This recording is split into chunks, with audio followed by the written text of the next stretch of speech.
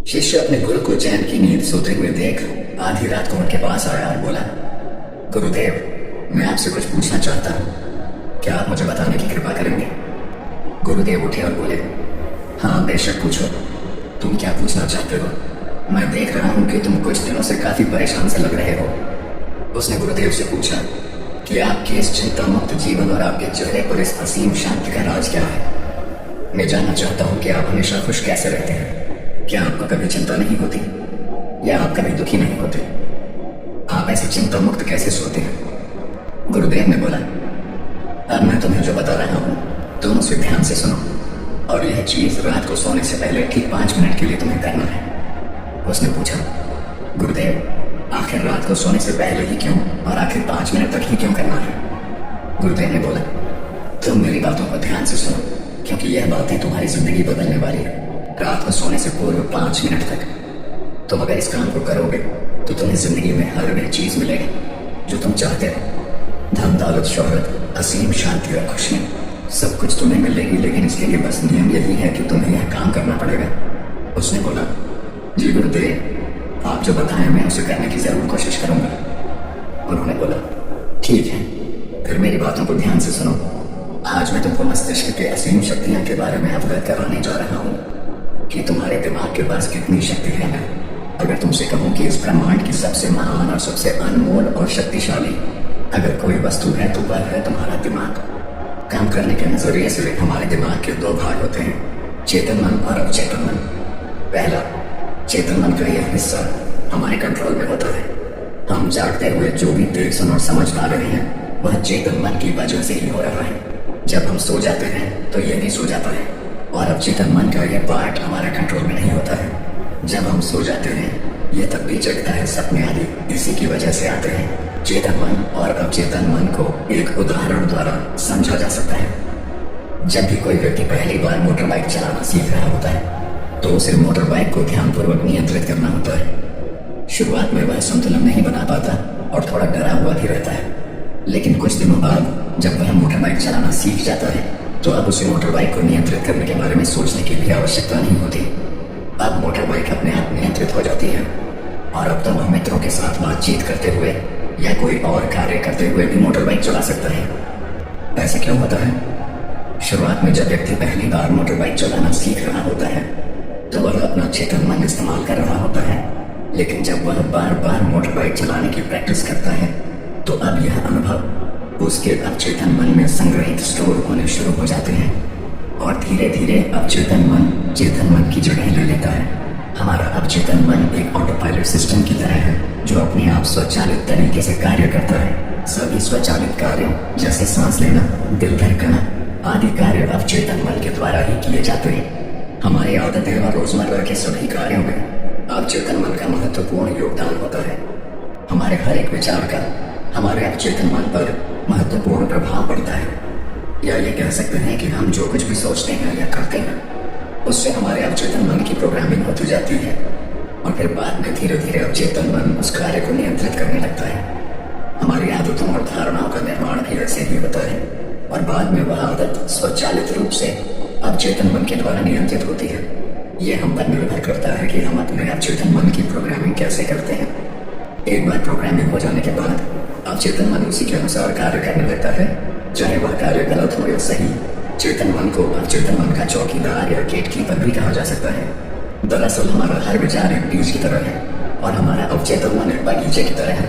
हमारा चेतन मन यह निर्णय करता है कि अवचेतन मन में कौन सा बीज बोना है और कौन सा नहीं। हम कभी कभी अनजाने में अपने अवचेतन मन की गलत प्रोग्रामिंग कर देते हैं। जैसे अगर मैं ये सोचता हूँ कि आज का यह काम कल कर लूंगा तो यह छोटा सा विचार धीरे धीरे मेरे कार्य को कल पर टालने की आदत बन सकता है।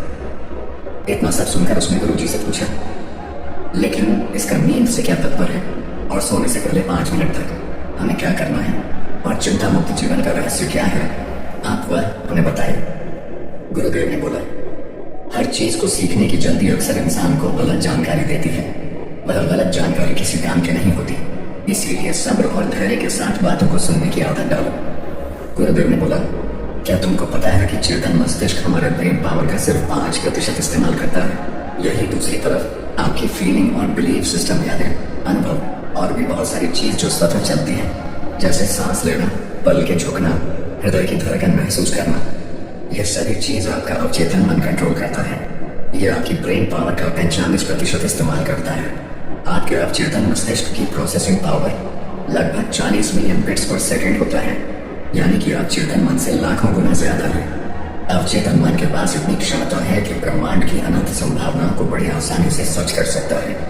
जिंदगी में एक बात हमेशा याद रखो, तुम जो भी हो, जैसे भी हो, अपनी सोच की वजह से हो। तुम अपने दिमाग को जैसी बातें बताते हो, जैसी चीजें दिखाते हो और जैसी बातें सोचते हो, वैसे तुम बन जाते हो और वैसे ही तुम्हारी जिंदगी होती है। और इन्हीं वजहों से सुख दुख और तुम्हारे मन का सुकून, शांति सब कुछ मिलता है और सब कुछ खो भी जाता है। इसीलिए खुद को सही दिशा देना जरूरी है।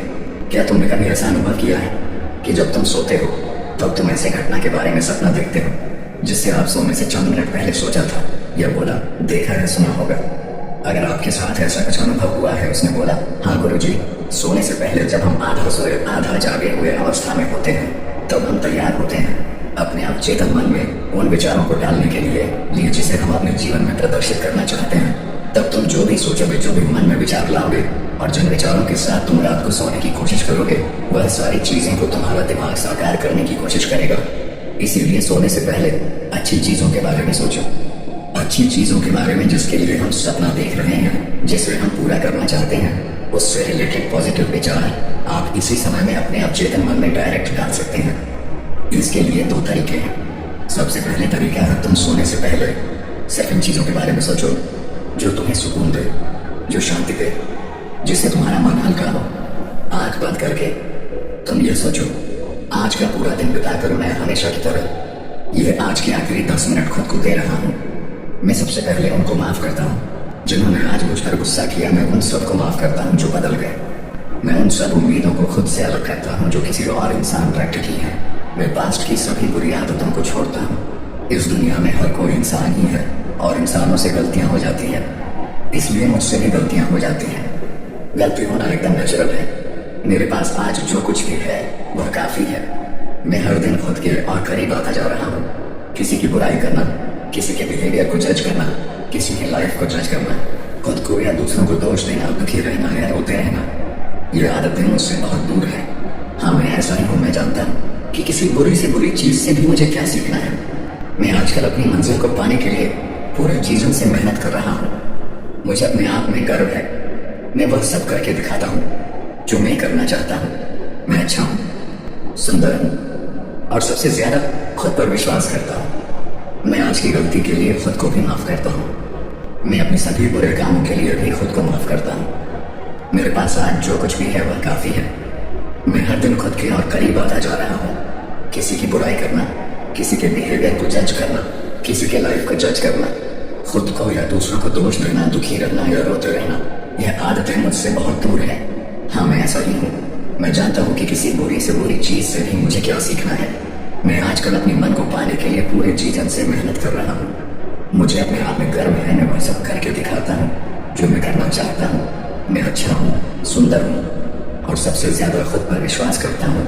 मैं आज की गलतियों के लिए खुद को भी माफ करता हूँ। मैं अपने सभी बुरे कामों के लिए भी खुद को माफ करता हूँ। मेरे घर वालों के साथ मेरा रिलेशन मजबूत है। मैं अपने गुस्से को इसी वक्त खुद से अलग करता हूँ। मैं हर तरह के डर को इसी वक्त खुद से अलग करता हूँ। मैं मानता हूँ कि आज के दिन से मुझे एक नई सीख मिली है। मैं समझता हूँ कि आज का दिन चला गया है लेकिन मैं ठीक हूँ। मेरा शरीर स्वस्थ है। अंतिम में गुरुदेव ने बोला, अगर तुम रोज 5 मिनट तक ये बातें खुद को बताते हो तो हमारा दिमाग तुम्हें यकीन दिलाएगा कि जीवन में कितनी शांति है। अगर आप भी मेरी तरह भगवान बुद्ध को मानते हैं तो इस वीडियो को लाइक करें और ऐसी और प्रेरणादायक कहानी सुनने के लिए चैनल को सब्सक्राइब करके कमेंट में नमो बुद्धाय लिखना ना भूलें। धन्यवाद।